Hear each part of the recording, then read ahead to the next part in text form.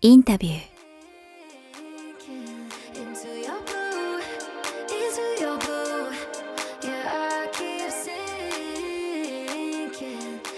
How has failure or obviously failure set you up for later success? Do you have a favorite failure of yours? Oh, yeah, actually, kind of. When I was younger, I wanted to get into the animation industry. And so my friend and I went to like this animation expo. Well, I mean, I guess it was like a series of failures. Basically, that every time I tried to get into the animation industry, I failed. But then I managed to get into this industry instead, and it's gone well for me. So, So what drives you to push forward in your field every day? I think possibility of turning something painful into art, that, I guess, yeah. And connecting to other people. Like I said, I have this feeling a lot of being sort of like an alien, and transforming that feeling into something that someone can read and feel like, oh yeah, me too. I felt that too. Like, I really treasure the works of art and literature that you read a sentence in a book and you think, oh, this person wrote down something that I have always felt, but I never had the words for it, or I never knew anybody else felt this way. So if my work can be that for somebody else, like, I think that's all I really want, I suppose. In the last 3 or 4 years, experienced pandemic, what new belief, behavior, or habit has most improved your life? Yeah, okay, let's see. Maybe learning how to rest. How to rest? I mean, it's not even, I think it was more just that, like, even when I was resting, I felt bad about it. And so I wasn't really resting because I was always anxious about, I should not be. And now I think I've just learned that it is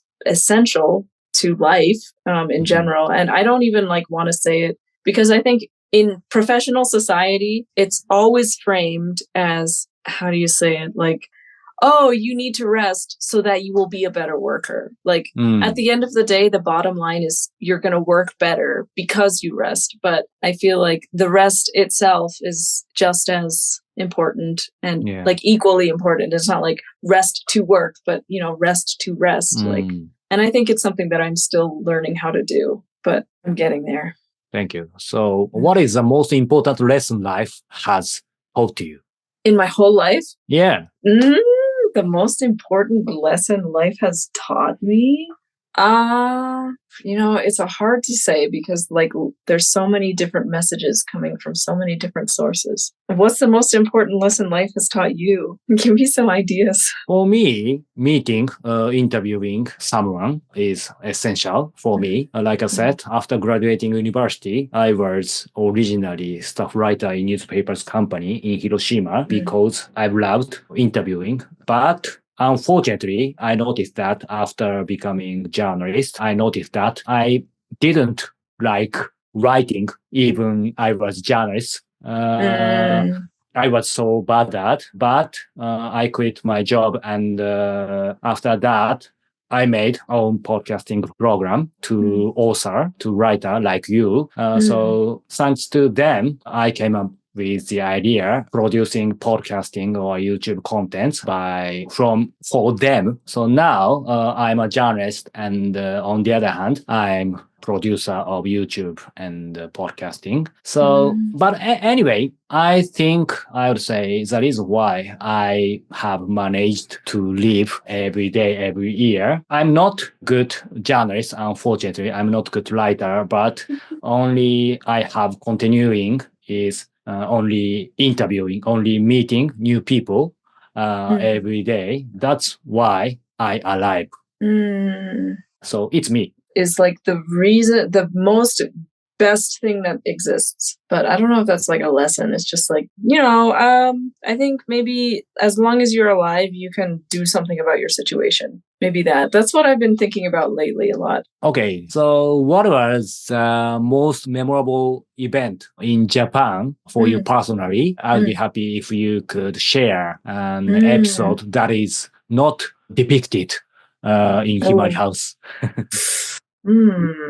I mean, just living in Hiratsuka for 3 months and taking the train. I would bike 30 minutes and then take the train 1.5 hours to go to school every day. So much time just to think. Wow. Seeing Fujisan like Wow. sometime, you don't see Fujisan every day. Like, so every time I could see it, it was just like so special somehow. Yes. Like almost felt like Fujisan is like a monster that just like decides to appear like every once in a while, like, oh yeah, today I don't feel like coming out, but maybe tomorrow. And then the taking my bike through the fields every day, and those memories I think are still very like close to me. Just like nothing really big, just like the daily life. I really cherish those memories. So, do you have any advice for people who want to become animator or illustrator? I can only speak, of course, from my current position, which is, not the same as what everybody else is going to have. But if creating is something that is like I want to say almost like a spiritual pursuit, like something that you feel like it saves you in a way, try your best to protect it from the market.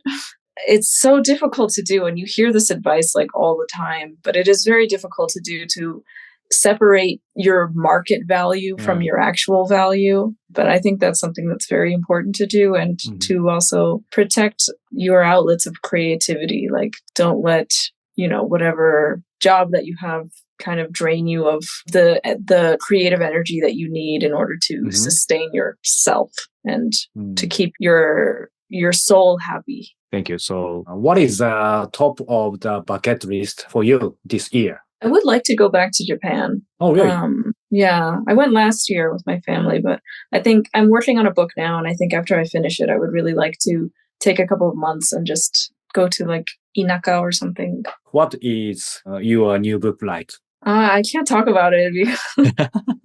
So do you have any hint a little bit? Well, I didn't write it, so there's one hint. I'm just doing the illustrations. How would you describe your future if you have no limit about everything, whatever you like? My future? Yeah. I would really like to, I don't think I'm very because I'm very introverted and shy. So sometimes I think about this dream and I think I don't know if I could do it, but to have some kind of like an artistic community center or like a collective. So someplace where artists can come and collaborate and be together and inspire each other and do things like ceramics and painting and dance and music. I would like also to explore more like music. I don't know how to do anything musical. I sing, but I don't really know anything about how to make music. I would like to do more of that. Yeah, I want to continue studying dance. If I really had no limits, I think I would also really love to direct an animated movie. The story that I'm working on now, originally, I thought I want it to be an animated movie or series, but for now, I'll do manga because it's more realistic that it will become like a finished thing in the world if I go from manga and then think about movie later, That's nice. So lastly, where can the audience connect with you and learn more about your work? I guess place that has the most work on it is my Instagram. I'm not really active anymore on there, but it has a lot of my work on there, and my website is also on there. It's just Hamini, Hamini on Instagram. I can put it in the chat also. Thank you for your time today. It's been a great pleasure talking with you, and thank you everyone for listening. Have a wonderful day. Thank you. Thank you so much.